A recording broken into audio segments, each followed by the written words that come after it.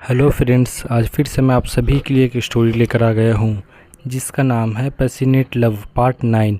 अगर आपने पार्ट 1 से पार्ट 8 तक नहीं देखा है तो पहले आप वो देखिए, नहीं तो ये स्टोरी आपको समझ में नहीं आएगी। तो चलिए आज की स्टोरी शुरू करते हैं। ऐसा लग रहा था जैसे यह काम रोज़ करती है, पर यश कुछ नहीं कहता। वो अनन्या को देखता रहता है। अनन्या बोलती है, अब भी कोई गलतफहमी रह गई है तो बता दो, मैं गलतफहमी दूर कर सकती हूँ, पर इस बार हाथ की जगह पैर रहेगा। रॉकी दर्द से रोने लग जाता है और बोलता है, प्लीज़ मुझे जाने दो, मैंने कुछ नहीं किया। अनन्या कुछ नहीं कहती और चाकू रॉकी के दूसरे हाथ पर मार देती है।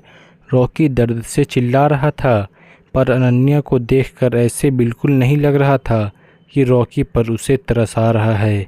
तभी रॉकी बेहोश हो जाता है। अनन्या रूम से बाहर चली जाती है, उसके साथ यश भी चला जाता है। अनन्या और यश घर के बाहर आते हैं। अनन्या अपनी कार स्टार्ट करती है और उसे कहती है, चलो मैं तुम्हें छोड़ देती हूँ। यश बोलता है कि अनन्या, अगर रॉकी के मामले में तुम्हारी सोच गलत हो और रॉकी से कोकीन का कोई लेना देना ना हो और उसे बशरिया के साथ ज़बरदस्ती की हो, तो तुम उसे फालतू में ही परेशान कर रही हो। मेरा मतलब है कोकीन के मामले में। अनन्या कहती है, किसी लड़की के साथ ज़बरदस्ती करने की कोशिश करना कोई अच्छी बात नहीं है और मुझे लगता है कि ये सबसे ज़्यादा ख़राब काम है और इसकी सज़ा तो रॉकी को मिलकर ही रहेगी। पर तभी अनन्या यश से पूछती है कि तुमको कहाँ पर ड्रॉप कर दूँ। यश कहता है कि वहीं जहाँ पर तुमने मुझे पहले छोड़ा था, जंगल के पास। वहाँ पर मेरा दोस्त है और मुझे उसी के घर जाना है, मुझे कुछ काम है वहाँ पर। अनन्या बोलती है, यार तुम्हारे दोस्त बहुत अजीब हैं। बताओ, जंगल में कौन घर लेता है? आखिर उसने जंगल में घर खरीद भी लिया है तो हम जैसे नॉर्मल इंसान को ना बुलाए।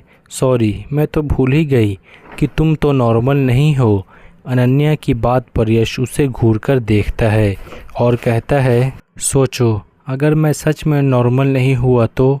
अनन्या कहती है, तो मेरा क्या कर लोगे जब तक मैं तुम्हारा कुछ ना किया हो? अनन्या बोलती है, वैसे तुम में बहुत ज़्यादा अहंकार है।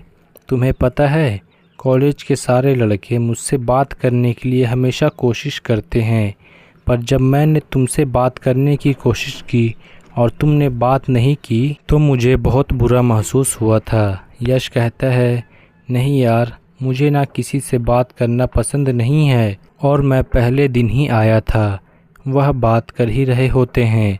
तभी अनन्या कहती है, तुम्हारा स्टॉप आ गया और अपने दोस्त को बोलो या जंगल की जगह किसी और अच्छी जगह पर घर ले ले। यश अनन्या को कहता है, क्या पता तुम भी कुछ दिनों में यहीं पर रहने लगो। अनन्या कहती है, ऐसी जगह पर तुम्हारा दोस्त ही रह सकता है, मुझे कोई शौक़ नहीं है जंगल के बीच में आकर जानवरों का खाना बनने का। यश बोलता है, जैसी तुम्हारी आदतें हैं मुझे तो लगता है कि जानवर भी तुमसे डर जाएंगे। अनन्या बोलती है, अच्छा जोक था। पर यश कहता है, मैं कोई जोक नहीं मार रहा हूँ, पर अगर तुमको हंसी आ रही है तो हंस सकती हो, मुझे कोई समस्या नहीं है। अनन्या कोई जवाब नहीं देती है और अपनी कार लेकर वहाँ से निकल जाती है। वहीं यश जंगल के अंदर चला जाता है। जब यश जंगल के अंदर जाता है तो उसे अनन्या की बात याद कर हंसी आ जाती है। यश देखता है कि उसके आसपास कोई नहीं है तो वह उड़कर अपने विला के पास जाने लगता है। अब उसका चेहरा बहुत ज़्यादा गंभीर था। जब वह अपने विला के अंदर जाता है तो आसपास के सारे लोग उसे देखकर झुकने लगते हैं, पर यश कोई जवाब नहीं देता और अपने कमरे की तरफ चला जाता है। वह कमरे में खुद से बोलता है कि मुझे लगता है कि मुझे अनन्या को सारी बात सच बता देनी चाहिए।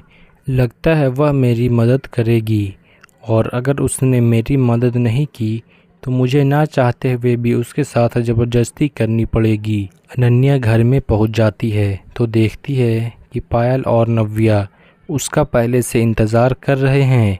नव्या अनन्या के आते ही पूछती है कि उसने रॉकी के साथ क्या किया। अनन्या कहती है ज़्यादा कुछ नहीं, अभी तक तो मैंने कुछ नहीं किया। अभी तो मैंने उसे बस थप्पड़ मारे हैं ताकि वह अपने सारे गुनाह कबूल कर ले। अनन्या नव्या से कहती है अगर तुम चाहो तो शाम को मेरे साथ चल सकती हो और अपने दिल की सारी बातें बोल सकती हो। नव्या बोलती है सच बोल रही हो? मैं पक्का चलूँगी यार। अनन्या बोलती है बस कर, ये सारी नौटंकी सिर्फ़ और सिर्फ अमर और कॉलेज के सामने दिखाया कर, मुझे तुम्हारा अच्छी तरह से पता है। नव्या हंसने लगती है और बोलती है अच्छा ठीक है, गुस्सा मत हो, मैं शाम को तेरे साथ चलूँगी। तभी पायल अनन्या के लिए चाय बनाने जाती है। अनन्या कहती है थैंक यू, मुझे इसी की ज़रूरत थी, मेरे सिर में बहुत दर्द हो रहा था। तुम सच में बहुत ज़्यादा अच्छी हो पायल। पायल पूछती है कि रॉकी के मामले में क्या हुआ। अनन्या उसे बताती है रॉकी ने श्रेया के साथ ज़बरदस्ती ही नहीं बल्कि उसने बहुत सारे गलत काम किए हैं।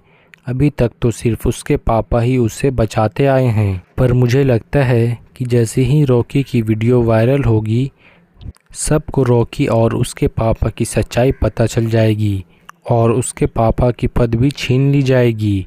वैसे भी अच्छा ही है, ऐसे लोगों का क्या फ़ायदा जो इतने ऊंचे पोस्ट पर बैठकर अपने फ़ायदे देखते हैं। ऐसे लोगों के चक्कर में तो बेचारे गरीब इंसान फालतू में ही फंस जाते हैं।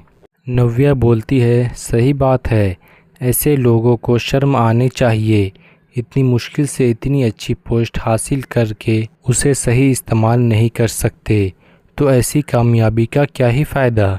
चलो हम मानते हैं कि सब अपना लाभ चाहते हैं, पर इसका मतलब यह तो नहीं ना कि दूसरे का नुकसान करने लगे। ऐसे लोगों को तो समाज में रहकर जुतियाँ मारने का मन करता है, पर हमारे समाज के लोग तो ये सारी बातें छोड़कर दूसरी बात पर ध्यान देते हैं, जैसे किसकी लड़की किसके साथ थी, या फिर उस औरत के उसके पति ने छोड़ दिया, किस औरत ने अपने पति को छोड़ दिया, वो भी सिर्फ इसलिए कि उसके पति ने उसे मारा। औरत बोलती है भले यह क्या बात हुई, औरत है सहना तो चाहिए ना। पर तभी अनन्या कहती है नव्या बस, मैं तो सिर्फ एक बात बता रही थी, तू तो अपने दिल की सारी बात निकाल कर रख दी है। पर पायल कहती है सही बोल रही है, आजकल के लोग तो ऐसे ही अपनी बुराई को छोड़कर दूसरी की बुराइयों को गिनने में लग जाते हैं, एक बार भी यह नहीं देखते कि खुद भी कौन से अच्छे हैं। तभी अनन्या पायल से कहती है यार रॉकी ने श्रेया के साथ पहले ही शारीरिक संबंध बनाया था, इसलिए श्रेया को इससे कोई नुकसान तो नहीं हुआ, पर फिर भी मानसिक रूप से परेशान है। मैंने श्रेया से इस बारे में बात की थी, पर वह नहीं चाहती कि यह मामला सबको पता लगे। श्रेया का कहना है अगर उसके बारे में उसके माता पिता को पता लग गया तो उसे घर बुला लेंगे और वो अपने आगे की पढ़ाई पूरी नहीं कर पाएगी, समाज में इज्जत भी नहीं रह पाएगी।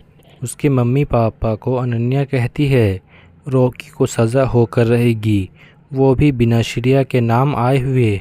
अनन्या सबको फ़ोन करती है और कहती है कि हमें शाम को रॉकी से मिलने जाना है। नील बोलता है वह नहीं आ पाएगा, उसे एक ज़रूरी काम है। अनन्या बोलती है कोई बात नहीं। अनन्या ने यश को भी फ़ोन किया था। यश कहता है मैं आ जाऊंगा।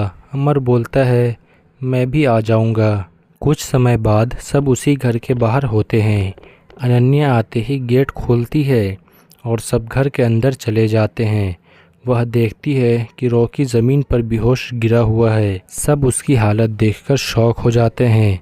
उसके हाथ से खून निकल रहा था, पूरा फर्श खून से रंगा हुआ था। पायल को तो उल्टी आने लगती है। रॉकी की हालत देखकर नव्या कहती है अनन्या लगता है तुमने उसकी खातिरदारी कुछ ज़्यादा ही अच्छी तरीके से की है। और इसके आगे क्या हुआ यह आपको कल के पार्ट में पता चलेगा। इसका अगला पार्ट कल आएगा। इसका अगला पार्ट देखने के लिए आप हमारे चैनल को सब्सक्राइब कर लीजिए ताकि इसका अगला पार्ट सबसे पहले आपके पास पहुँचे।